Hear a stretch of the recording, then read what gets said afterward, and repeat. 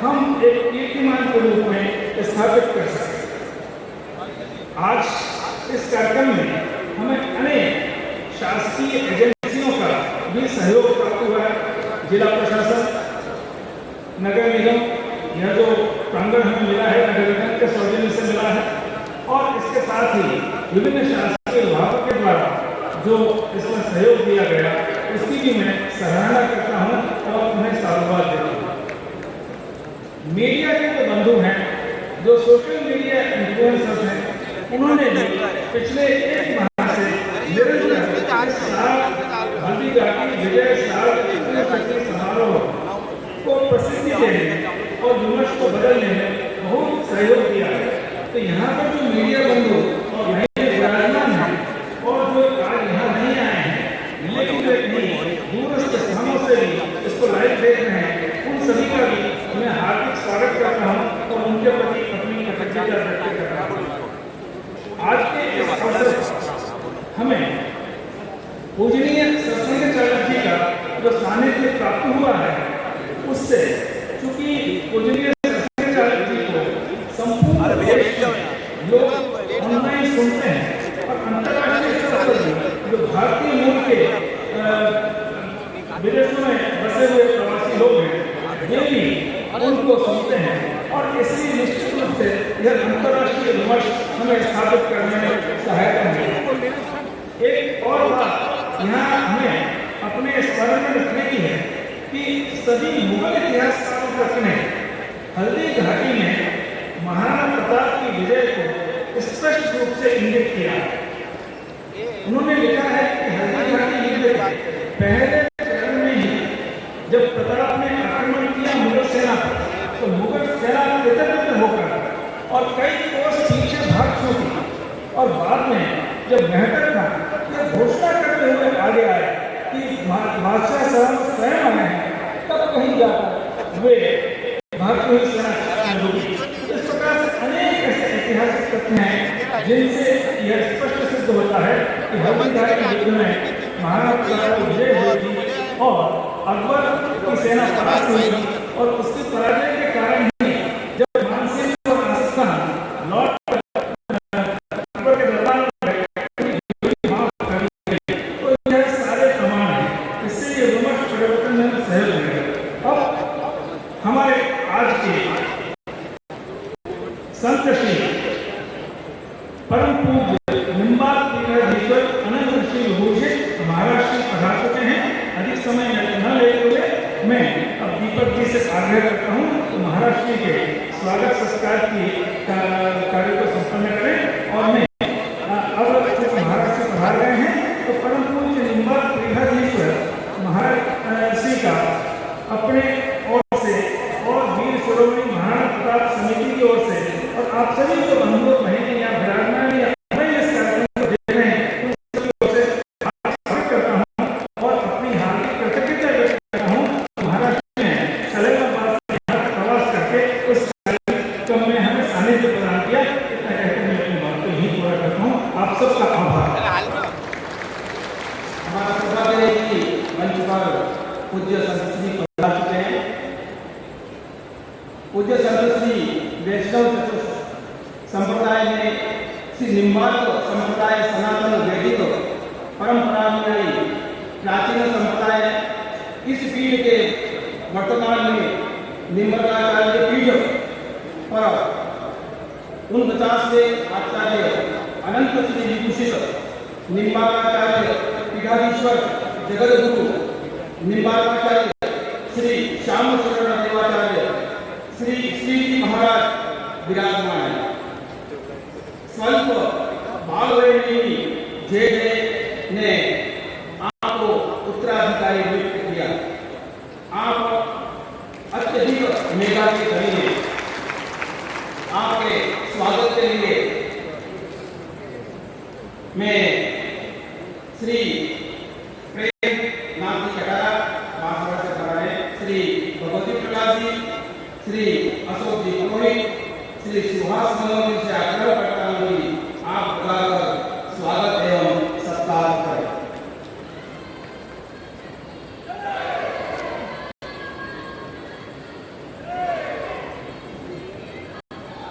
स्वागत के पश्चात प्रताप गौरव केंद्र के निदेशक श्रीमान अनुराग जी सक्सेना से आग्रह करता हूं कि वे हल्दी घाटी विजय सागर चतुर्शती कार्यक्रम के अंतर्गत हुई विविध गतिविधियों एवं प्रताप गौरव केंद्र की जानकारी दें। श्रीमान अनुराग जी सक्सेना।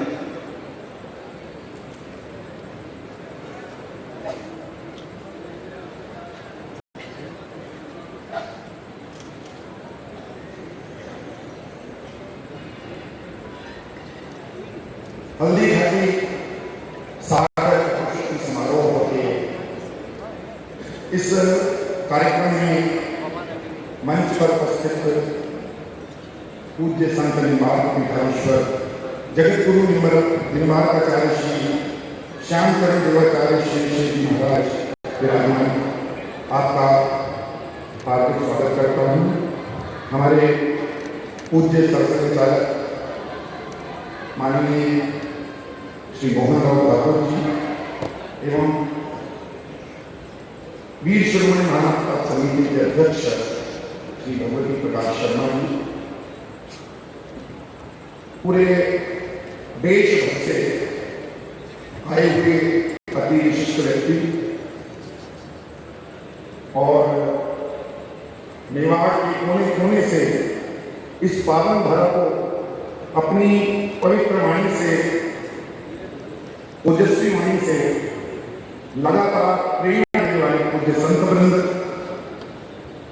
मेवाड़ रागड़ और संपूर्ण राजस्थान से आई हुई राष्ट्र प्रेमी इस जनशक्ति को मैं प्रणाम करता हूं और इस अभूतपूर्व कार्यक्रम में आप सभी का हार्दिक स्वागत करता हूं। प्रताप गौरव केंद्र जैसा हम सभी जानते हैं विगत 2016 से काम कर रहा है। प्रताप गौरव केंद्र की को संचालित करने वाली समिति वीर शिरोमणि महाराष्ट्र समिति का उद्भव संघ की प्रेरणा से 2002 में हुआ। विभिन्न कार्यक्रमों के माध्यम से, सेमिनार के माध्यम से, प्रदर्शनियों के माध्यम से, विभिन्न प्रतियोगिताओं के माध्यम से मेवाड़ और महाराणा प्रताप के बारे में जन जागरण करने का काम प्रारंभ किया गया। 2007 आते आते एक आवश्यकता अनुभव हुई कि एक स्वप्न को साकार किया जाए। महाराणा प्रताप के नाम पर एक ऐसा केंद्र यहां स्थापित किया जाए जो पूरे विश्व को महाराणा प्रताप के शौर्य, साहस, त्याग, बलिदान और स्वाभिमान की प्रेरणा दे सके। जब में उनके किए कार्यों को, उनके एक जबरदस्त संघर्ष को प्रस्तुत कर सके, बता सके। नाम विश्व के कोने कोने तक पहुंचा सके, इस प्रयास के लिए प्रताप गौरव केंद्र की स्थापना हुई। 2007 में एक 25 बीघा भूमि लेकर यह कार्य प्रारंभ हुआ। 2008 में पूजनीय सरसंघचालक उस समय हमारे सरकार में हुआ करते थे, उनके ही कर कमलों से भूमि का शिलान्यास हुआ, केंद्र का शिलान्यास हुआ। तत्पश्चात 2016 में जब आप सरसंघचालक के पद पर आसीन हुए, उस समय ही इस केंद्र का प्रारंभ हुआ, केंद्र को जनता के लिए खोला। प्रताप गौरव केंद्र में आज की युवा पीढ़ी को आधुनिक तकनीक के माध्यम से मेवाड़ के शौर्य, साहस, भक्ति और शक्ति की प्रेरणा देने का काम हम करते हैं। विभिन्न गैलरियों, विभिन्न शोज के माध्यम से यह काम किया जाता है। एक वाटर मेजर शो जो राजस्थान में एकमात्र है, महाराणा प्रताप की जीवनी हमारे समक्ष प्रस्तुत करता है। उन सभी दृश्यों को देखकर, उन भावों को देखकर और महाराणा प्रताप की 57 फुट ऊंची प्रतिमा के समक्ष जब हम खड़े होते हैं तो एक राष्ट्रभक्ति का ज्वार हमारे मनों में आंदोलित होता है। और यह जो राष्ट्रभक्ति का भाव है, यह वास्तव में प्रताप गौरव केंद्र राष्ट्रीय तीर्थ की सार्थकता से करता है। प्रताप गौरव केंद्र के माध्यम से हम न केवल एक म्यूजियम चलाते हैं, बल्कि हम देश और समाज के ऐसे इतिहास को शोधन का काम करते हैं, ऐसे इतिहास की खोज का काम करते हैं जिस इतिहास को जानबूझकर षड्यंत्रपूर्वक हमारे सामने या तो गलत ढंग से पढ़ाया गया या फिर उसके बारे में भ्रम पैदा किया। पूरे देश में दिल्ली केंद्रित इतिहास पढ़ाया जाता है और इस कारण से महाराणा प्रताप भी, उनकी जीवनी के बारे में भी अनेकों प्रकार के भ्रम समाजव्यापी हो गए और उसी में से एक हल्दी घाटी विजय का ये विषय है। आज आप सभी के इतनी बड़ी संख्या में यहाँ एकत्र होने से पूरे देश में एक संदेश जा रहा है। पूजनीय सत्संग चालक जी अभी हमारे समक्ष इस विमर्श के माया जाल को समाप्त करेंगे और आज के बाद हल्दी घाटी विजय के संबंध में किसी प्रकार की भ्रम कोई नहीं कह सकेगा और हम सब सीना चौड़ा करके कहेंगे महाराणा प्रताप हल्दी घाटी में विजय हुए।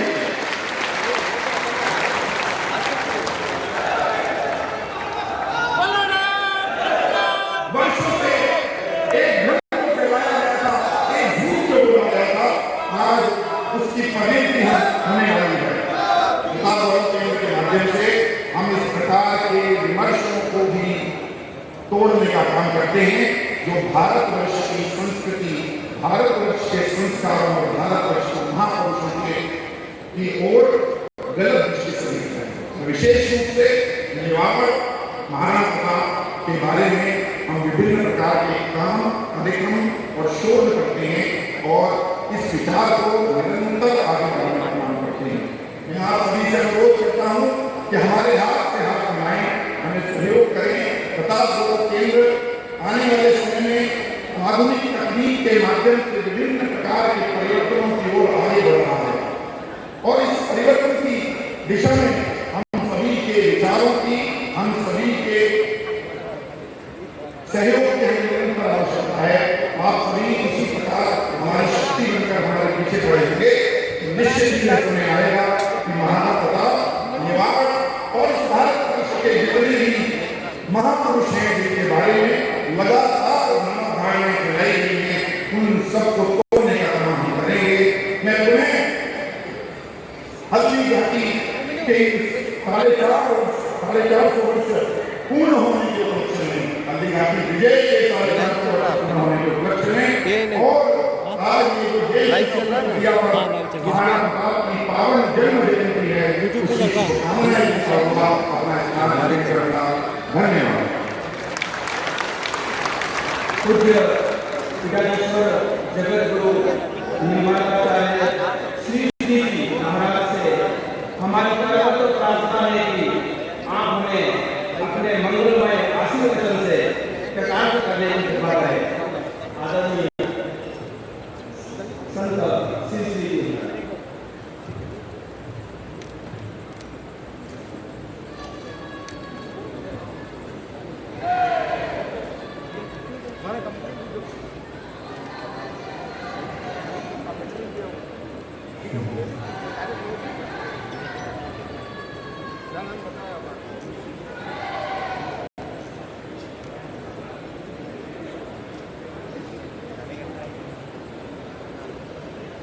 भारत माता की, भारत माता की। श्री कृष्ण पादयुगं शिरसा यत्तां विपश्यति जनान्दनिरोधने यध्यानयोगनिरताश्रया भवन्ति केशेन्द्रवन्दनं मनसा विराज।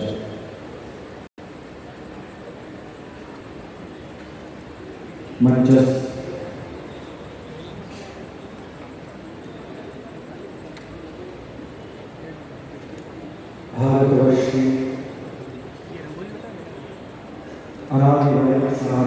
संस्कृति की सेवा में निरत माननीय सर संचालक महोदय श्री मोहन राव भागवत जी, समस्त संत महात्मा विद्वजन, समस्त मेरे वाम पार्श्व में विराजमान स्वयं सेवक वृंद, समुपस्थित राष्ट्र के लिए सदैव जागृत जनमानस मातृशक्ति,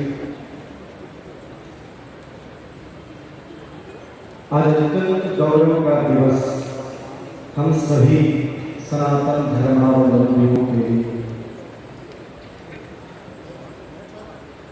अनेक वर्षों से जो भ्रांति चली आ रही थी, उस भ्रांति का निराकरण आज गौरव प्रताप गौरव केंद्र पर हमारे सरसंचालक महोदय के सन्निधि में शरीर के लिए निष्कासित होने जा रहा है। कोई महाराणा प्रताप की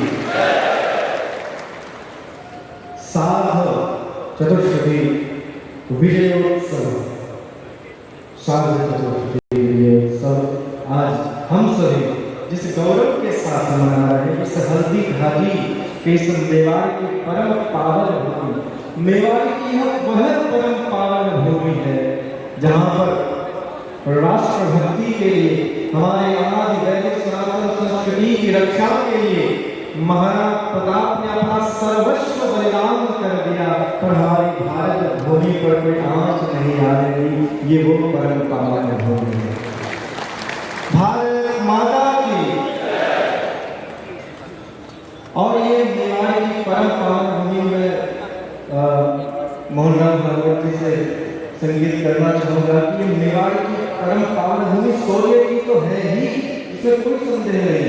यहाँ से ये वो भूमि है जहाँ पर हमारे लिए कहा जाता है कि जलनी जले तो कूद जल के दाता के सूर, तो सूर को यहाँ पर पग पग पर जन्म लेते हैं, पर ये मेवाड़ की वह परम पावन भूमि है जहाँ पर भक्ति की अदृश्य धारा प्रवाहित हो रही है। मेरे वह राजकुमारी जो मेवाड़ की परम पावन भूमि पर कुल वधू बनकर आती है, तो भगवान श्री कृष्ण भी स्वयं उन्हें दर्शन देने के लिए लालायित हो जाते हैं। ये वह मेवाड़ की परम पावन भूमि है। मैं भक्तिमती मीराबाई, आप सभी जानते हो इस मेवाड़ की कुल वधू थी, तो ये भक्ति की ही परम पावन भूमि और शौर्य की ही परम पावन भूमि है। इस परम पावन भूमि पर आज 450 वर्ष विधर्मियों को परास्त किए हुए हमारे महाराणा प्रताप ने जो विजय प्राप्त की थी, उसके 450 वर्ष होने जा रहे हैं। उस समय जब हमारी आदि वैदिक सनातन संस्कृति पर, हमारी इस मातृभूमि पर संकट आया, तो महाराणा प्रताप ने भगवान श्री राम के उच्च वचनों का पालन किया। जब भगवान श्री राम ने कहा कि लक्ष्मण जननी जन्मभूमिश्च स्वर्गादपि गरीयसी, चाहे यह स्वर्णमयी लंका बहुत सुंदर है, इसका वैभव अप्रतिम है, परंतु हमारी भारत भूमि से श्रेष्ठ कोई और स्थान हो नहीं सकता। हमें उस भारत भूमि के लिए ही जीना है और मरना है। वंदे नितराम भारत वसुधाम, वंदे नितराम भारत वसुधाम। और जब 63 वर्ष पश्चात, जैसे 450 वर्ष पूर्व महाराणा प्रताप ने उस समय सनातन संस्कृति की रक्षा के लिए अपना सर्वस्व बलिदान किया, ठीक 350 वर्ष के बाद आज से 100 वर्ष पूर्व फिर से इस भारत भूमि पर धर्मियों का, देश आक्रांताओं का आक्रमण था। हमारी सनातन संस्कृति को समाप्त करने का कुछ प्रयास किया जा रहा था, तब फिर से एक महाराणा प्रताप जैसी चेतना जागृत हुई, जिसे राष्ट्रीय स्वयंसेवक संघ हुआ।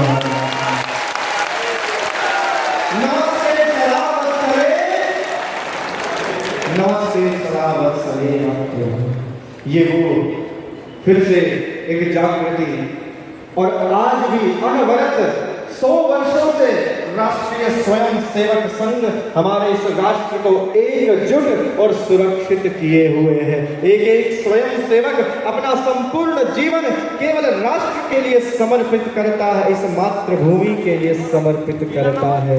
और हमें यह गौरव किसने लौटाया? यह प्रताप गौरव केंद्र की स्थापना हमारे संघ के द्वारा ही हुई।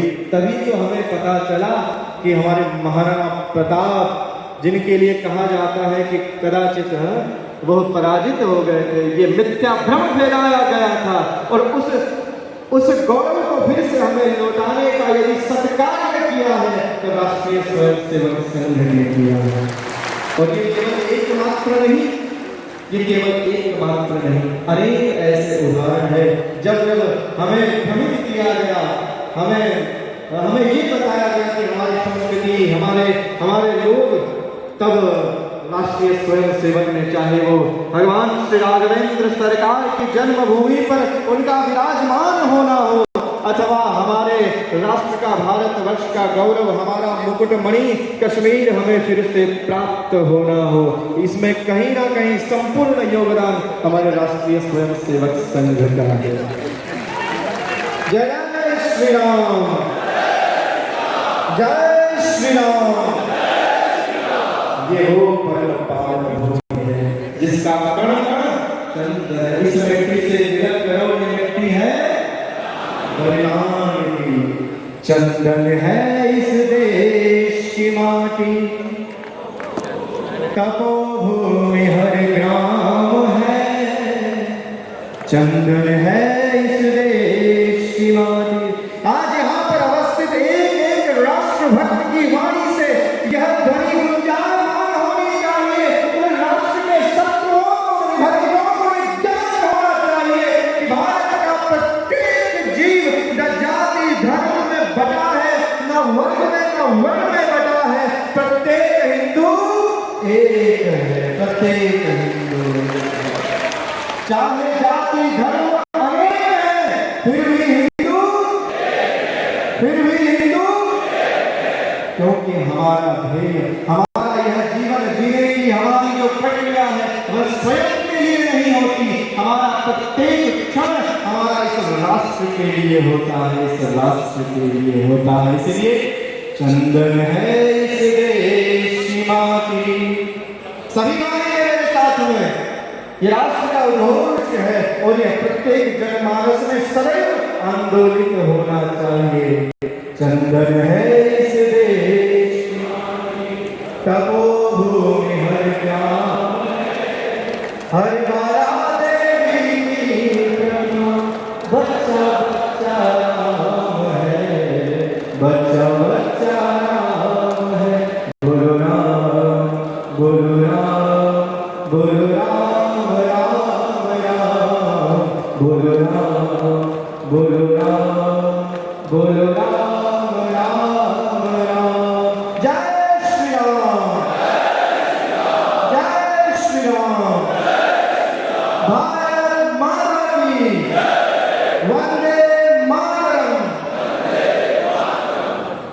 आज हम सभी का परम सौभाग्य कि हमें 450 वर्ष बाद भी है गाथा गाने को प्राप्त हो रही। ध्यान रखिएगा, गाथाएं या तो भगवान की गाई जाती है या भक्तों की गाई जाती है, और महाराणा प्रताप जैसा राष्ट्रभक्त कभी हुआ है न कभी होगा। वीर शिरोमणि बोले महाराणा प्रताप की। और आज हमारे मध्य में जो अवस्थित है, ये आज इस राष्ट्रभक्ति की चेतना के वो ऊर्जा स्रोत हैं श्रीमान मोहन राव भागवत जी। मैं इसे व्यक्तिशः मेरी मातृभाषा से परिचित हूँ। आपका अनेक बार श्रीमाचार्य पीठ में आगमन होता है। मैं आपसे आपके विषय में यही कहूँगा कि हम सबको, ध्यान से सुनिएगा, हम सबको भगवत भक्ति करने के उपरांत जन्म जन्मांतर तक युगांतर तक साधना करते हैं, तब कहीं जाकर हम भगवत भक्तों को भागवत कहा जाता है। वो भगवान को जन्म जन्मना जायते भागवत, जन्म से ही आप तो भागवत है। आपके माता पिता ने जन्म से ही परिवर्तित कर लिया था कि ये कोई साधारण बालक नहीं, यह निश्चित ही भक्त बनेगा, इसलिए भागवत नाम प्राप्त हुआ। और भक्त भगवान के होते हैं या राष्ट्र के होते हैं। जय श्री राम। जब आपका आचार्य पीठ आगमन हुआ तब एक भाव आपके प्रति कुछ शब्द प्रस्फुटित हुए थे, तो मैं आज फिर से वही दोहराना चाहता हूँ। हमारे श्री मोहनराव भागवत जी के व्यक्तित्व के विषय, यद्यपि आपका व्यक्तित्व अवर्णनीय है, परंतु कुछ शब्दों में दिव्या राष्ट्रीय भावना समधिका लोकेषु संदृश्यते, संघेन प्रतिपादिता विजयनी सुप्रभा वर्धते, भाषा भागवतस्य ज्ञानं महुषा धर्मस्य भाष्यते, नैवास्ति परिचक्र संशयमहो श्री मोहनो राजते, श्री मोहनो राजते। बोले भारत माता की। इसका यही भाव है कि हमें कोई संशय नहीं है कि हमारे राष्ट्रीय स्वयं सेवक संघ की डोर जब तक हमारे श्री मोहनराव भागवत जी के हाथ में है, हमारे इस अखंड भारतवर्ष को और कोई खंडित नहीं कर सकता, ना ही यहाँ पर कोई कुदृष्टि डाल सकता है। हमारा राज वैदिक सनातन संस्कृति अनंतकाल से सुरक्षित है, सुरक्षित सदैव के लिए रहेगी। वो ये सत्य सनातन धर्म की, सत्य सनातन धर्म की, भारत माता की। मैं मोहनराव भागवत जी का हमारे राजस्थान की मरुधरा पर बहुत बहुत हृदय से स्वागत, समस्त संत समाज की ओर से अनंत स्वागत करता हूँ। भागवत जी यह तो वो भूमि है जहाँ पर है कभी देवता भी विचरण करते हैं। तो महाराष्ट्र की भूमि भी परम पावन है, आपकी जन्मभूमि महाराष्ट्र की, जहाँ पर संत एक नाथ संत तुकाराम मीराबाई जिन्होंने सदैव भगवान विठल विठल गाया है। और हमारी ही निम्बार्क परंपरा का एक दिव्य शिवालय संप्रदाय जहाँ राम कृष्ण हरि वह परम पावन भूमि, और यह मरुस्थल की वह भूमि है जहाँ पर देवता विचरण करके भी स्वयं प्रसन्न हो, और देवता ही स्वयं भगवान अहो अहिंसाओं के लाल शिवम, जहाँ पर शिवालय भूमि के लिए कहा जाता है कि भगवान अवतार लेकर स्वयं प्रसन्न होते हैं, गौरवान्वित होते हैं कि मैंने अवतार लिया है, तो इस परम पावन भारत भूमि में अवतार लिया है। वंदे राम भारत, ये वो भारत भूमि है, और उसमें भी यह मरुधरा आतो सुरगावे शर्मावे, पीपर देव रमण में आवे, ईगो जसनर नारी गावे, धरती धोराई, ओ धरती धोराई, ओ धरती धोराई, ओ धरती धोराई। पीपर देव रमण में आवे, ईगो जसनर नारी आतो सुरगावे शर्मावे, धरती धोराई, ओ धरती धोराई। हम भगवान श्याम को भी वचनों का पालन करते हैं, जहाँ भगवान ने कहा था जननी जन्मभूमि स्वर्गादपि गरीयसी, हमारे लिए हम परम पावन मरुभूमि उतनी ही पूज्य है। इस व्यक्ति से तिरस्कार करो, ये व्यक्ति है बलराम की। और आज इस किताब गौरव केंद्र पर हम सभी को एक संकल्प करना है कि चाहे कितना भी प्रयास किया जाए सिर्फ हमें भ्रमित करने का, कि हमारे इतिहास के साथ जितना भी अपराध पाप किया है विधर्मियों ने, उसे हमें कभी भी अपने हृदय में स्थान नहीं देना है, और हमें सदैव जागृत रहना है, सदैव सचेत रहना है। आज वर्तमान समय में अनेक ऐसे व्यक्ति हैं जो हमारे समाज, हमारी एकता को विभाजित करने का प्रयास कर रहे हैं। हमारी एकता तो है, हमें जाति धर्म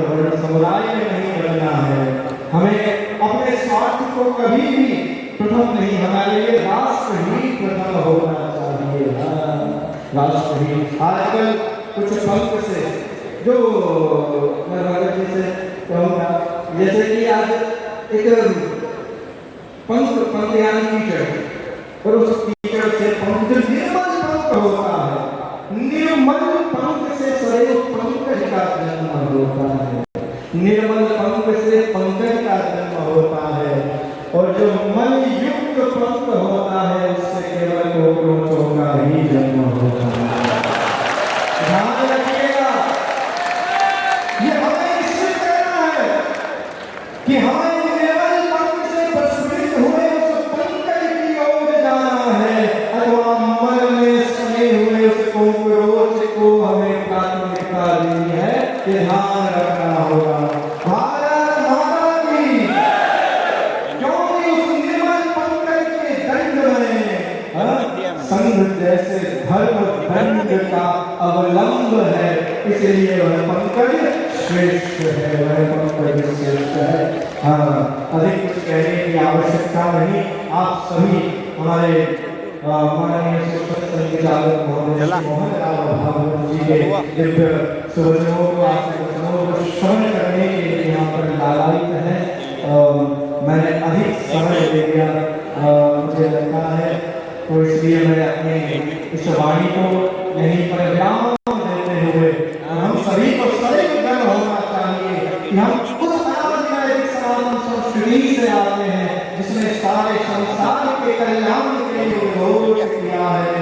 अयम निजः करोति गणना लघुचेतसाम् उदारचरितानां तुमस्यैव कुटुम्बकम् सर्वे भवन्तु सुखिनः सर्वे सन्तु निरामयाः सर्वे भद्राणि पश्यन्तु मा कश्चित् दुःखभाग् भवेत्। ये हमारी संस्कृति रही है। हम आज भी संपूर्ण संसार के कल्याण के लिए सदैव तत्पर हैं।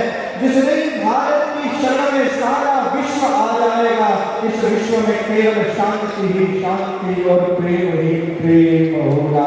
और जब तक ये संसार, ये दूसरे राष्ट्र गर्मियों के पड़ोसियों के समीप जाते रहेंगे, तब तक ऐसा ही संघर्ष होता रहेगा, ऐसा ही संघर्ष होता रहेगा। और सत्य सनातन धर्म की, सत्य सनातन धर्म की, महाराणा प्रताप की, महाराणा प्रताप की, हर हर महादेव।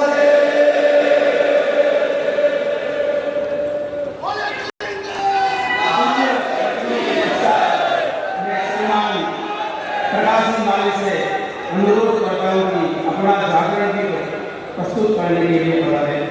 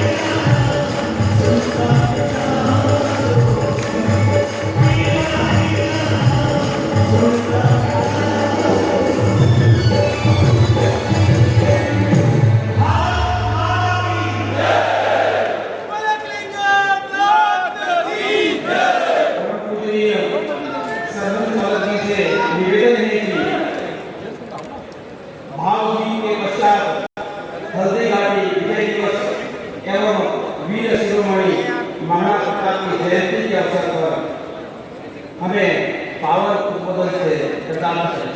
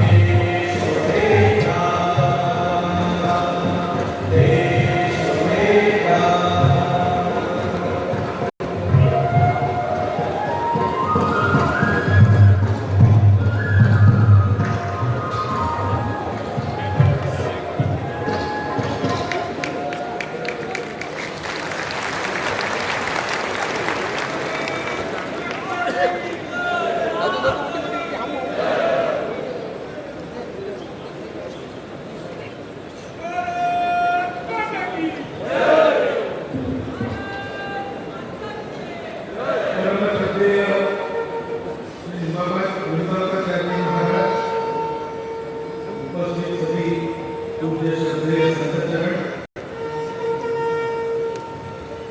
प्रताप गौरव के लिए कार्यक्रम संबंधित सभी पदाधिकारी कार्यकर्तागण उपस्थित सज्जन माता बंधु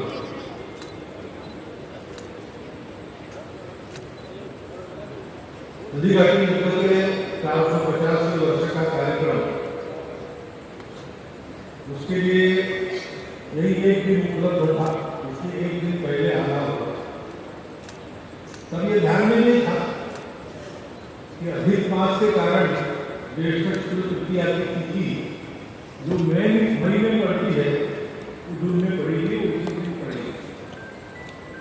तुम्हारा प्रताप की जन्म जयंती का दिवस है, तो दोनों संयोग इकट्ठा हो गए।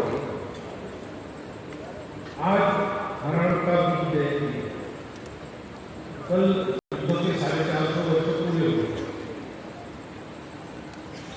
हल्दी घाटी की विजय क्यों हुई? इसलिए महाराणा प्रताप का जन्म हुआ।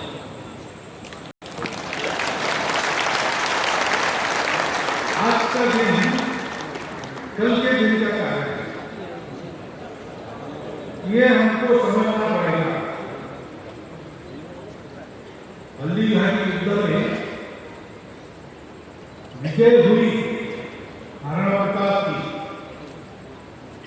भारत के पक्ष से लड़ने वाले लोगों की विजय ही हुई, ये तो बहुत स्पष्ट है। विमर्श उल्टा चला है, लेकिन तथ्य उसके विपरीत है। मुगलों के जो इतिहासकार थे उन्होंने ही जो लिखा है वो अगर सुनते हैं तो कहते हैं कि पहले ही हमले में अपना स्थान छोड़कर हमको 6-7 मील पीछे जाना पड़ा। तो विजय किसकी हुई? फिर दूसरे हमले में एक बख्तरबंद सरदार उस घोड़े से छीना गया और सेनापति के हाथी पर चेतक ने अपने पैर रख दिए। विजय किसकी हुई? तीसरे हमले में लड़ाई तो हुई, लेकिन लड़ाई के बाद मुगल सेना जो भागी, गुगुदा चली गई, वहां उन्होंने घोड़े कूद कर पार न कर सके, ऐसा दीवारों का व्यूह बनाया, अपने आप को अंदर रख दिया और बाहर आने की हिम्मत नहीं की। खाने के लिए कच्चे आम खत्म हो गए तो अपने ही घोड़ों का मांस खाए, लेकिन किले के बाहर नहीं आए। विजय को हुआ।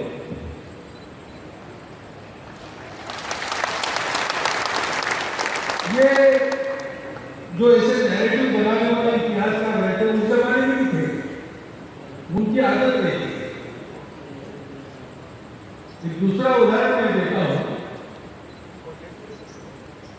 बाबू कुंवर सिंह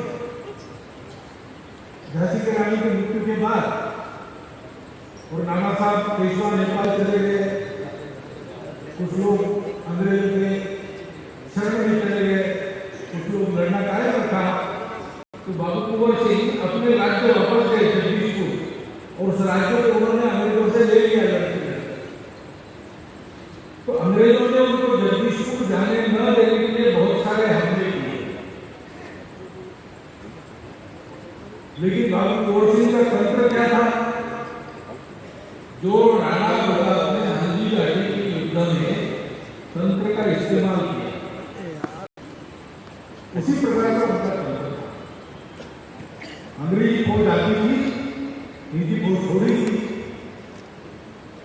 तो वो भागते थे, लेकिन भागते थे इसलिए कि अंग्रेज के पीछे आए और विशिष्ट स्थान पर छुपे हुए उनके सैनिक चारों ओर से घेरकर उनको मारते, सामान लूटपाट करते और आगे चले जाते।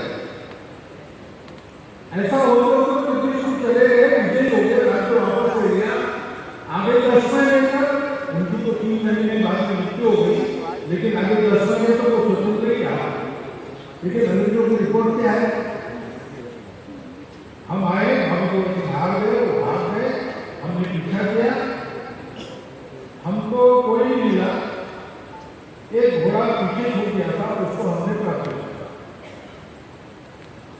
और हमारे 50 सैनिक मारे गए, खाने पीने का सारा सामान चला गया, तोपे भी चली गई, तो बाबू गोर सिंह ले गए, बाबू गोर सिंह हार गए। ऐसे उस समय इतिहास किया और पता नहीं उस समय इंडिया हो तो भी आज तो कर ही है कि इतनी बड़ी लड़ाई हो गई, राणा प्रताप को समाप्त करने के लिए दल सहित अकबर आया था, इतना बड़ा सैन्य संहार मेवाड़ पर टूट पड़ा। और आखिर क्या हुआ, हम एक हाथी लेकर वापस गए और जब हाथी पर बैठकर जा रहे थे तो मेवाड़ की सामान्य जनता मिट्टी के ढेरे फेंक कर हमको मार दी, हमने कुछ नहीं किया और जीते तो हम जीते। ऐसे ही वो होता है क्या? मेवाड़ के युद्ध, हल्दी घाटी का युद्ध एक लड़ाई नहीं थी, ये भारत के समाज का विदेशियों से जो लंबा संघर्ष कर रहा था उसका परिणाम लाने वाला एक युद्ध था। वहां लड़े थे थोड़े से मेवाड़ की जनता के साथ राणा प्रताप। अरे एक फोटो खींच जा, एक फोटो खींच। उत्तर दक्षिण पूर्व पश्चिम पूरा भारत उस लड़ाई को न्याय टिका बैठा है। उस लड़ाई के लिए तय कर दिया कि ये जो विदेशी आक्रमण है ये भारत को झुका नहीं सकता। नियति में उसकी जितनी आयु उतना रहेगा, लेकिन जाएगा, वो आया है वो जाएगा। हम भारतवासी अपने धर्म संस्कृति से यहाँ पहले से है, बाद में भी रहेंगे। ये फिर एक बात तय करने वाला वो युद्ध था, वो जो आंधी चलकर आई थी, जिसने 77 वर्ष में स्पेन से साइबेरिया तक अपना सत्ता जमाया था, देश के देश उजाड़ दिए, परिवर्तित करके नाम के रह गए, वो आंधी यहाँ आई, टकराई, लेकिन बापा राव, ललितादित्य ऐसे लोगों के प्रतिकार के कारण उनके लिए मार खाने में भाग गई। 200 साल अंदर रखने की कोई हिम्मत नहीं थी। और फिर जब आई तो प्रतिकार तो हुआ, कड़ा प्रतिकार हुआ, जैसा भारत था वैसा ही प्रतिकार हुआ, परंतु भाग्य साथ नहीं था, राजा आनंद पर हार गए। पृथ्वीराज चौहान कपटयुद्ध में हार गए। राणा सांगा की पराजय तो अनपेक्षित पराजय है। हिंदू समाज सोचने लगा कि क्या हमारे दिन पूरे हो गए, अब बाकी देशों जैसा हम भी अपना धर्म संस्कृति पूर्वज सब को छोड़कर कुछ दूसरे बन जाएंगे। ऐसा कभी नहीं होगा। ये निश्चित उत्तर भारत के समाज को हल्दी घाटी के लड़ाई से ये उसका महत्व है।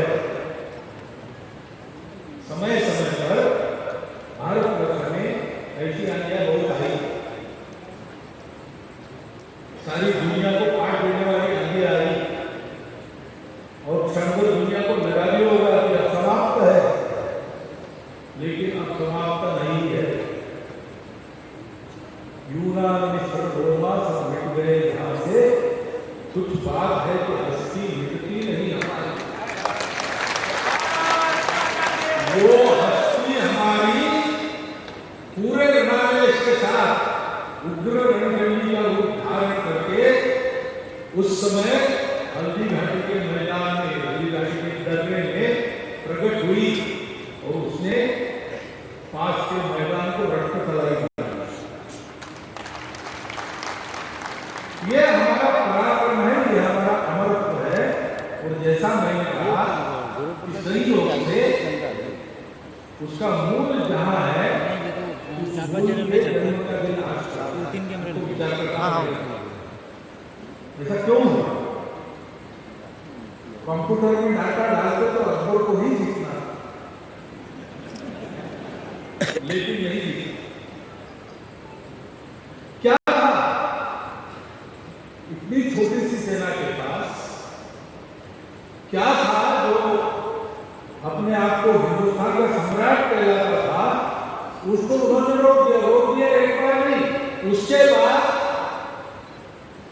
कभी मेवाड़ की स्वतंत्रता पर आग लगाने की ताकत उनकी दिखी नहीं, टकराए बार बार, हर बार वापस। तो क्या था, कौन सी ताकत थी? एक बात है जिसका महाराज जी ने बार बार आपको स्मरण कराया है कि केवल राणा प्रताप नहीं लड़े, केवल उनकी सेना नहीं लड़ी, केवल मेवाड़ का राजवंश नहीं लड़ा, पूरा समाज लड़ा। सब भेद दूर कर लड़ा। जात पात की बात, खानपान रीति रिवाज की बात दूर हो गई, पूजा पाठ भी अलग अलग की वो भी दूर हो गई।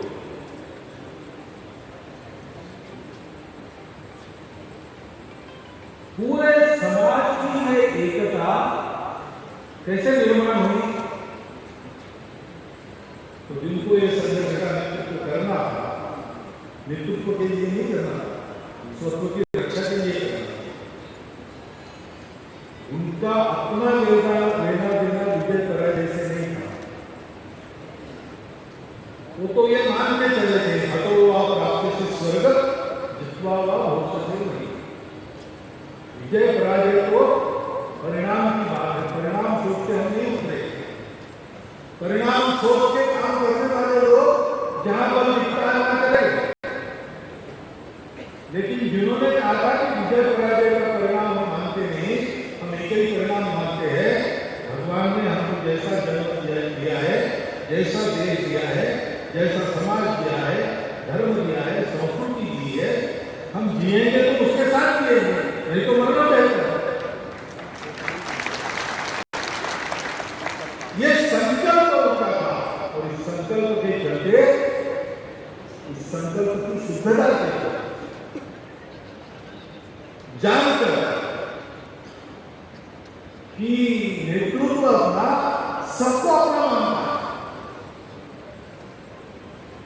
और नेतृत्व अपने हित में लड़ रहा है, हम सबके हित में लड़ रहे हैं। भारत वर्ष का जो जीवन का तरीका कैसा है? हम सबको अपना मानते हैं, सबके अपने अपने तरीके हैं, अपने अपने रूप रंग है। हम कहते ठीक है, एक होने के लिए एक सा होने की जरूरत नहीं है। एक होने के लिए तो मन में एकता चाहिए, समरसता चाहिए। एक बार हमारे संघ के संस्थापक डॉक्टर अग्रवाल दोपहर की भरी धूप में आगरा के सड़क की गर्मी में जा रहे थे। रामकृष्ण मिशन के आश्रम के सामने से डांबर के रास्ते पर चलकर जा रहे। स्वामी जी देख रहे थे अंदर से, ये तो डॉक्टर अग्रवाल है। उन्होंने मठ से आवाज देकर कहा, डॉक्टर साहब इतनी धूप में कहाँ जा रहे हैं? घर से निकले हो, क्या कहा है? तो उन्होंने आगे थोड़ी दूर एक इलाका था, उसका नाम बताया। तो बोले भरी धूप पर उनको मिलने के लिए इतनी दूर आ जा रहा। तो डॉक्टर अग्रवाल ने कहा कि मन में नजदीकी है तो ये दूरियां रहती है। ये भारतवर्ष है। हमने कहा कि जिसका जो रास्ता है सही, जाती रहे भावना जैसी, प्रभु मूर्त की देवी जैसी। वैसे हमने सबका स्वागत किया, सबको रखाया बचाया, सबको ज्ञान दिया। बाहर भी गए, सेना लेके नहीं गए, ज्ञान मिलेगा। कुछ सेवा करने के लिए आवश्यक वैद्यकीय ज्ञान अंदर लेके गए, विद्या लेके गए, संस्कृति लेके गए, जाके अपने दोस्ती की, और दोस्ती के आधार पर अपनी अच्छी बातों को सारी दुनिया को दिया। ऐसे हम भारतवर्ष, ऐसे हम जी रहे। थोड़ा सा असाधारण होगा तो हम तो सोचा दुनिया में सब लोग ऐसे ही, लेकिन दुनिया में एक नई बात निकली, हम ही सही, बाकी सब गलत। और उसकी आड़ लेकर अपना साम्राज्यवाद, अपना वर्चस्व प्रस्थापित करने का एक दुर्गुण जिन्होंने पाला, उन्होंने सारी दुनिया में तबाही मचाई। अभी भारतवर्ष के वाक्य नहीं है कि दुनिया के ऐसे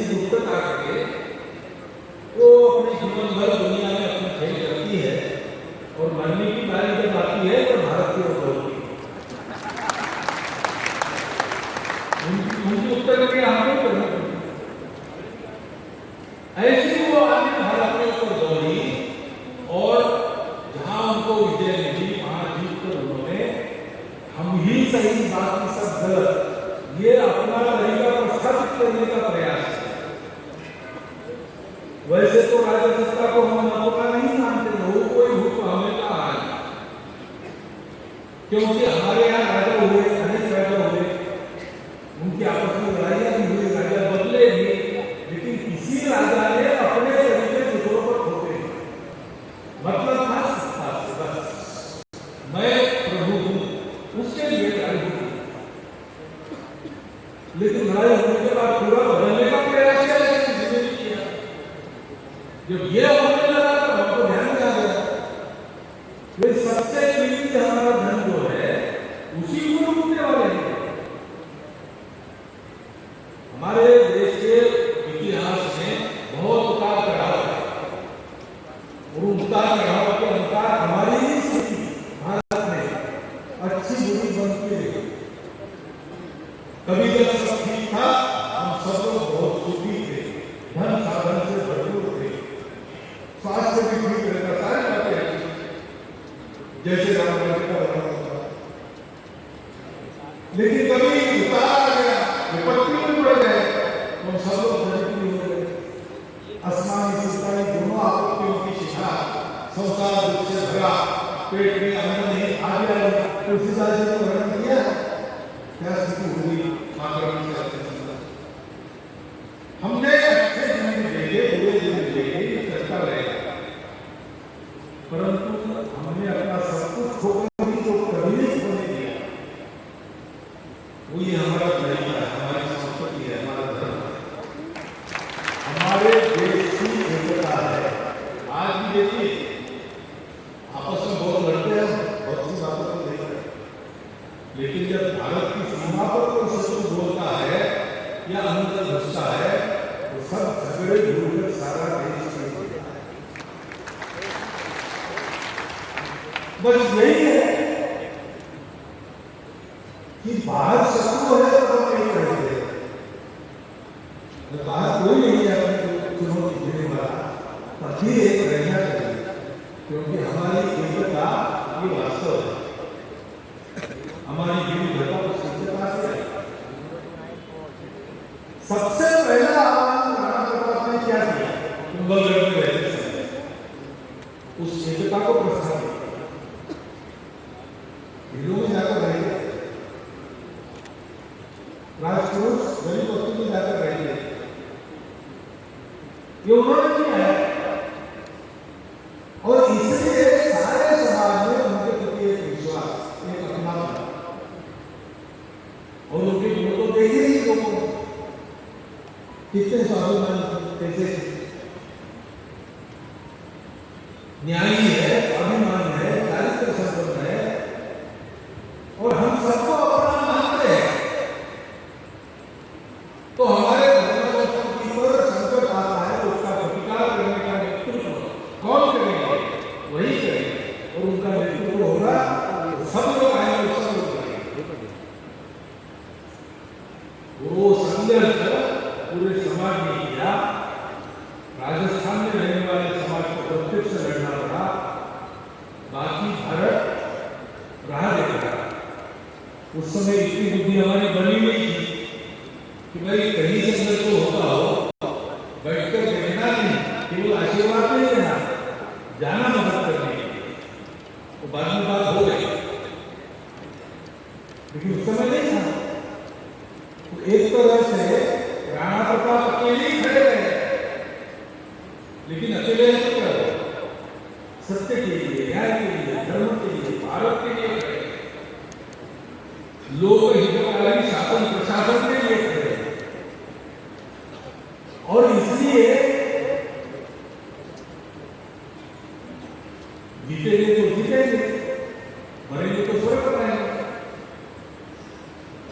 जैसा स्वतंत्र सावरकर ने कहा है, ये भगवती तुम्हारे लिए मरण जीवन है, और तुम्हारे बिना जीवन मरण है ना।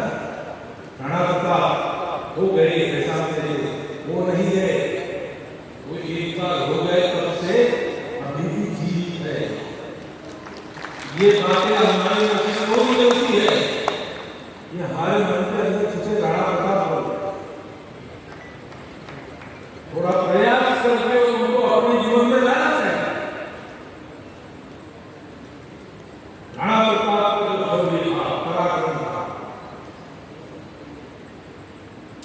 उस शक्ति के साथ उनके पास जो चाहिए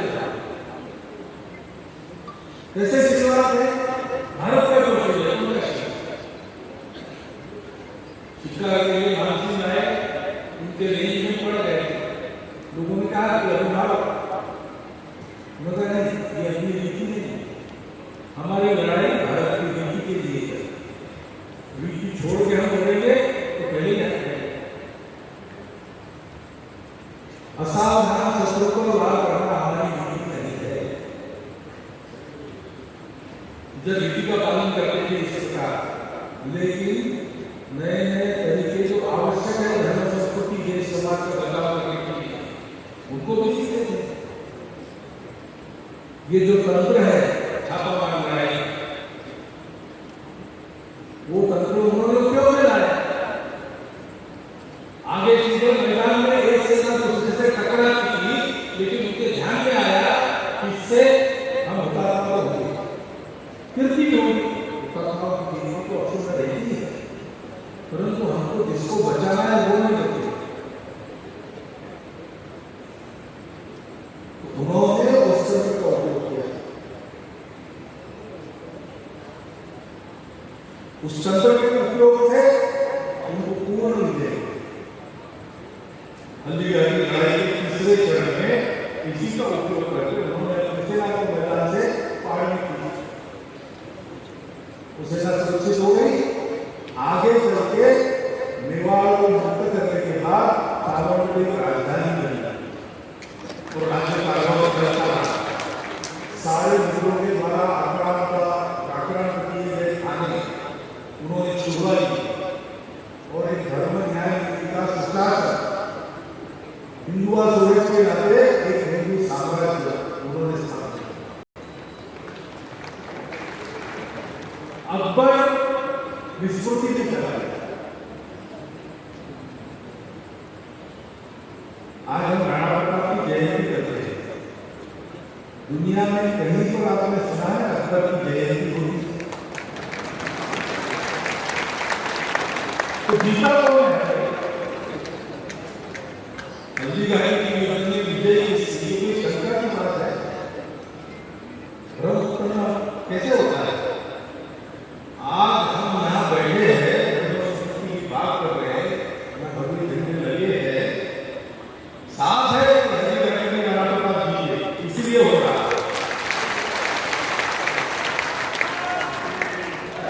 लेकिन हमको ये ध्यान में रखना चाहिए कि किन बातों के कारण केवल सेना के सामर्थ्य की बात नहीं है। सेना और शस्त्रों का सामर्थ्य देखेंगे तो अकबर का परिणाम भारी था, लेकिन जो उसके पास नहीं है वो इसके पास सूर्यवंशी है ना। ऐसी ही एक सूर्यवंशी क्षत्रिय के सामने एक बहुत बलाढ्य शत्रु खड़ा हो गया। देव भी इससे डरते थे, ऐसा शत्रु था। और विभीषण ने राम को कहा कि कैसे जीतेंगे आप, उसके पास तो उसके पास सब कुछ है। तो फिर राम उत्तर देते हैं, रावण रथी बिलकर घूमिया। विभीषण की देख के गया तो राम ने उत्तर दिया। क्या उत्तर दिया? उन्होंने बताया ये शत्रु मेरे है, ये मेरा भक्त है। हम जानते हैं रामचरित मानस। राणा प्रताप के जमाने में ये काफी है, हमारी बहुत पूरी है, शस्त्र कम है, धन कम है, उसके पास इतना सारा है, लेकिन हमारे पास क्या है? सत्य है। हम भारत के लोग हैं, हम कभी गुलाम नहीं होते। एक चाणक्य हो गए, उन्होंने हमको मंत्र दे दिया, वो आज भी हम नहीं होते। अनपढ़ से अनपढ़ आदमी हमारे देश का, जिसको अपने देश का नाम ही मालूम नहीं, वो उस मंत्र को जानता है। हम सुसंस्कृत है, हम कभी गुलाम नहीं करते। कोई आक्रांता हमारे भूमि में पैर रखता है, उस दिन से उसको भगाने का हमारा प्रयास करो। भारत में अनेक आक्रांता आए उसके हजार वर्षों में, लेकिन इतिहास देखो, भारत में आने के बाद तो बादशाह बनने के बाद भी एक भी चैन की नींद नहीं सो सके, क्योंकि हर जगह कहीं न कहीं चल रहा है, हर जगह चल रहा है। हमारा इतिहास गुलाम होने का इतिहास नहीं है, हमारा इतिहास गुलाम करने वालों के खिलाफ संघर्ष का इतिहास। राणा प्रताप ने पूरे हिंदू समाज को, भारतवर्ष को और इन आक्रांताओं को भी संदेश दिया कि तुम समझ रहे हो कि भारत झुक गया, लेकिन ऐसी गलतफहमी में मत रहना, भारत जिंदा है, प्रबल नहीं है और तुमको भगा नहीं सकता। ये बात उस सुनने पर हुई, इसलिए उसका स्मरण करते हैं और राणा प्रताप की जयंती पर उनके पुण्य क्षेत्र का स्मरण करते हुए उसके पीछे जो गुणवत्ता थी, स्वाभिमान, स्वगौरव, स्वाभिमान ने स्वयं के ऊपर व्यक्तिगत गौरव करते थे, क्या राणा प्रताप ने वो विनम्र गर्वी नहीं, कोई एक राज परिवार का गौरव खाते नहीं, राज परिवार था परंतु वो भारत का था। एक कवि ने उस समय कहा कि सारी लड़ाई हो गई और पूरे युद्ध में अकबर ही हार गया, क्योंकि राणा प्रताप ने अपना धर्म नहीं छोड़ा, उनको हिंदुआ दूसरा छोड़ गए, तो लड़ रहे सत्य के लिए, धर्म के लिए, संस्कृति के लिए, अत्याचारों के खिलाफ लड़ रहे थे, अपने देश की स्वतंत्रता का गौरव मूल्य धारण करके लड़ रहे थे, केवल अपने लिए नहीं लड़ रहे थे, स्वार्थ के लिए नहीं लड़ रहे। और ऐसा राज्य अपना स्थापित होता है तो ये परकीय राज्य और अपना राज्य इसमें क्या अंतर है वो दिखाने का उनका सामर्थ्य था, उन्होंने दिखा दिया कैसे सुव्यवस्था होती है अपने राज्य में, कैसे कलाओं का, विद्याओं का विकास होता है। राणा प्रताप जी के कारगिल का पूरा अध्ययन बाकी है, समझ सावन में बैठकर उन्होंने जो स्वराज्य का प्रवर्तन किया उसके बारे में अधिक अध्ययन होना चाहिए। हमारे ऐसे राजाओं ने जो राज्य किए, उसकी जो व्यवस्थाएं की, जिस प्रकार विचार होता था, वो सारी बातें आज भी राज्यकर्ताओं के लिए कुछ पथ प्रदर्शन करती है, जो उसकी मूल बातें बेसिक है। आज भी प्रजा को खुशहाल रखने के लिए, स्वराज्य स्थापना के लिए उन्हीं का उपयोग करना पड़ेगा, अपनी दृष्टि से आए हुए जिसमें राजा और प्रजा का भलाई करे।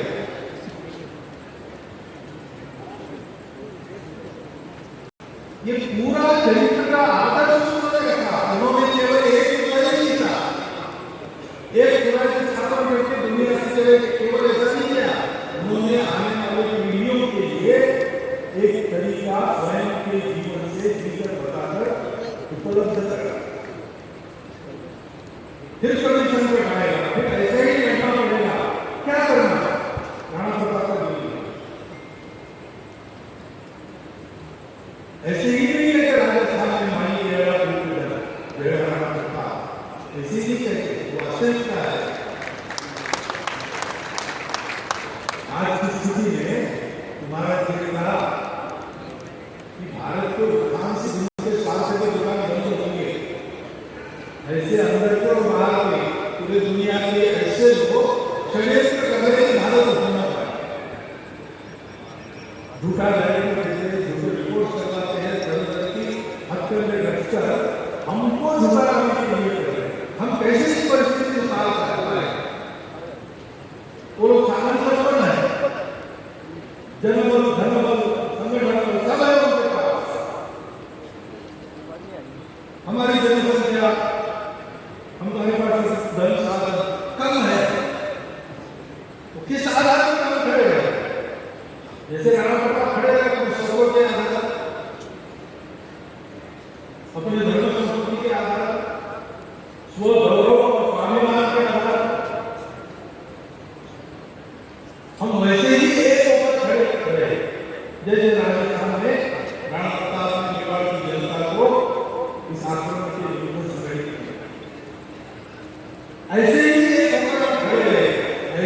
सपनों का आयोजन करें।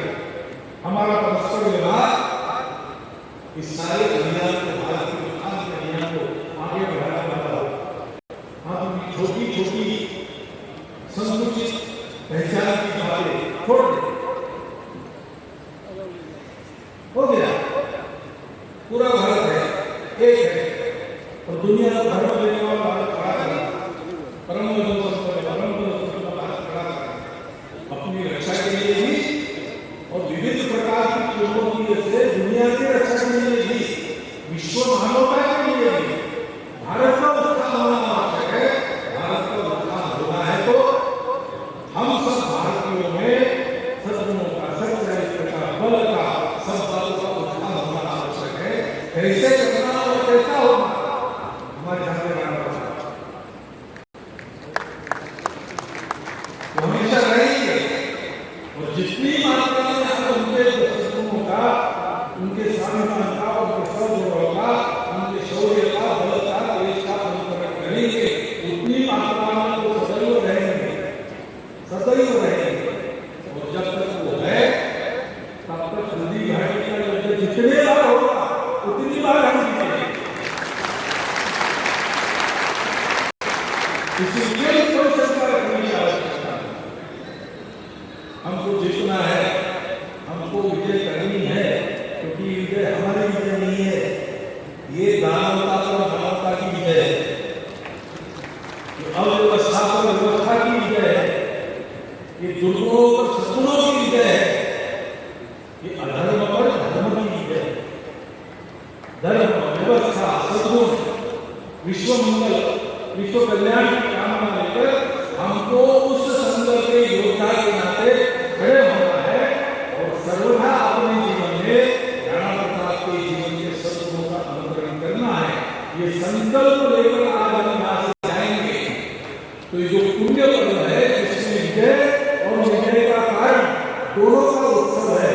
वो पुण्य पर्व अपने पूर्ण फलों के साथ हमारे जीवन में फलित होगा, ये मेरा विश्वास है। यही आह्वान करता हूँ और आपको धन्यवाद देता हुआ मेरे कार्य को समाप्त कार्यक्रम का समापन राष्ट्रगीत वंदे मातरम के साथ हुआ। वंदे मातरम के उपरांत सभी खड़ाए मंत्री भगीरथ से निवेदन है कि पुनः स्थान पर विराजेंगे। सभी से निवेदन है राष्ट्रगीत के सम्मान के लिए अपने स्थान पर एक बार खड़े हो।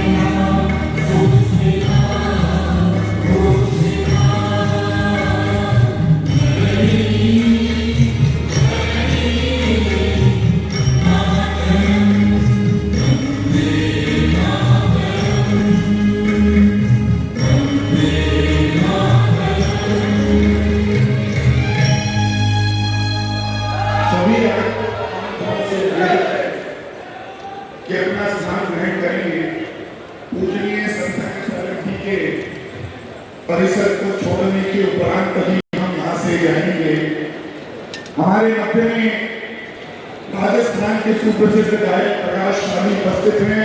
मैं उन्हें पुनः निवेदन करता हूं कि मंच पर आकर अपनी ओजस्वी गीतों से हम सभी को लाभान्वित करें। सभी आगंतुक प्रधानमंत्री से निवेदन है, एक बार अभी हमारे गीत होगा। इसके उपरांत यहाँ से जैसे जैसे शिक्षाओं का कि इसके अनुसार यहाँ से प्रस्थान कर सकेंगे। सभी से निवेदन है अपना स्थान ग्रहण करें।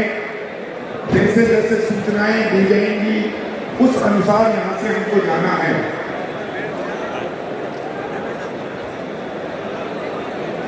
प्रकाश वाली जी से निवेदन है कि गीत पर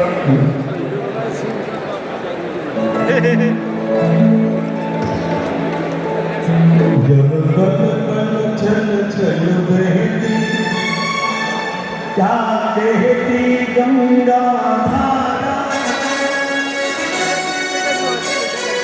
युग युग से रहता आता यह तो पुण्य प्रवाह।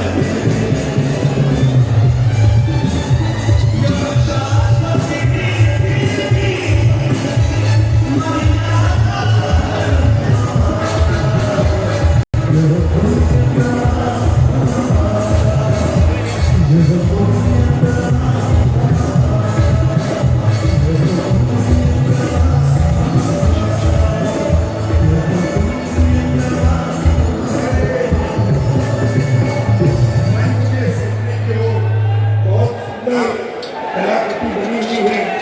कुंभलगढ़ का दुर्ग, हमारा चित्तौड़ का पवित्र हृदय स्तंभ और हल्दी घाटी के दर्रे में घुसते हुए महाराणा प्रताप का भीषण स्वरूप हमारे सामने है। उन चित्रों कलाकृतियों को आप जरूर देखें। उनके चित्र में पीछे प्रदर्शनी है। प्रदर्शनी में हल्दी घाटी विजय के दृश्य हैं, उसके तथ्य हैं। उदयपुर के स्थापना से लेकर उदयपुर के सभी प्रमुख स्थानों के चित्र हैं, उनकी पूरी वास्तविक स्थिति का वर्णन है। आप सभी को देख कर बहुत आनंद मिलेगा। मेरा निवेदन है सभी हल्दी घाटी के इस शुभ अवसर 450 शुभ अवसर पर प्रदर्शनी जो उन्होंने बनाई है उसे अवश्य देखें। सभी आगंतुकों से महानुभावों से निवेदन है कि महाराणा प्रताप के जीवन, संघर्ष, शौर्य और राष्ट्रभक्ति पर आधारित विशेष प्रदर्शनी का आप अवश्य अवलोकन करें। यह प्रदर्शनी गेट नंबर 3 के पास ही आयोजित की गई है। तो निश्चित रूप से वीर शिरोमणि महाराणा प्रताप के उत्कृष्ट जीवन की समर्पण गाथा को जानने का यह बहुत ही अच्छा अवसर आपके लिए है। तो प्रदर्शनी को कृपया जरूर अवलोकन करें। बाहर से आए हुए सभी आगंतुक बंधुओं के लिए भोजन की व्यवस्था है। वह भोजन हमको पार्किंग स्थलों पर ही मिलेगा। पार्किंग स्थलों पर जो बसें हैं, उन बसों के जो वाहन प्रमुख हैं, वो वाहन प्रमुख ही जब तक भोजन वितरण केंद्र से भोजन प्राप्त कर सकेंगे। लेकिन एक एक व्यक्ति को भोजन मिलने नहीं जाना है। हमारे साथ आए हुए सभी बंधुओं को साथ लेकर धैर्यपूर्वक हमको यात्रा करनी है। इस कार्यक्रम की सफलता हम सभी के सकुशल अपने स्थान पहुंचने में भी है। मेरा निवेदन है किसी भी प्रकार की भीड़ न करें।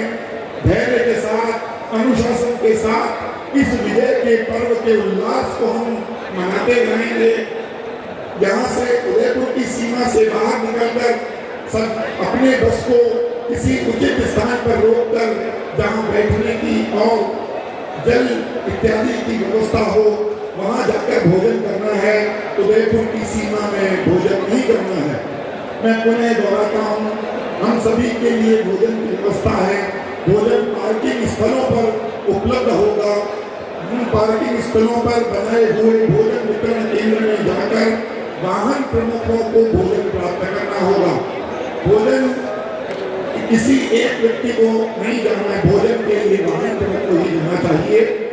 सभी को भोजन करने की व्यवस्था है। उदयपुर शहर के लोगों के लिए भोजन नहीं है, बाकी बाहर से आए लोगों के लिए भोजन की व्यवस्था है। भोजन को उदयपुर के सीमा के बाहर जाकर ही करना है। आयोजन समिति आप सभी उपस्थित बंधुओं का, बहनों का सहयोग और अनुशासन बनाए रखने के लिए हृदय से आभार व्यक्त करती है। कार्यक्रम के उपरांत बहुत ही धैर्यपूर्वक और व्यवस्थित रूप से आप लोग वहाँ लिखें। जैसा कि पूर्व में जानकारी दी जा चुकी है, आप निर्धारित स्थान पर जहाँ आपका वाहन पार्क है, उस पार्किंग स्थल से ही भोजन के पैकेट्स की व्यवस्था जो वाहन प्रमुख हैं वे अपने पश्चात उसका वितरण होगा। आप सभी का बंधुओं का, भगियों का हार्दिक धन्यवाद आपके सहयोग और अनुशासन के लिए और कार्यक्रम की गरिमा को बनाए रखें।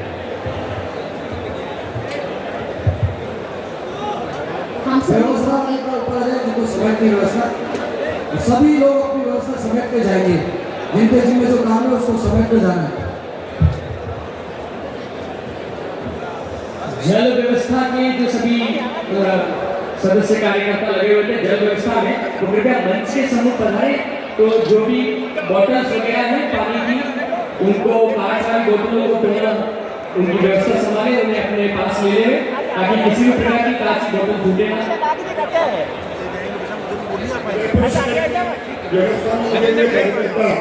अपने अपने सामान को संभालने के उपरांत से जाएंगे, कोई भी सामान इस स्तर पर छूटे नहीं। प्रताप गौरव के की जो कार्यकर्ता व्यवस्था में लगे हुए हैं, तो अपनी व्यवस्था को संभालने के लिए जुटेंगे।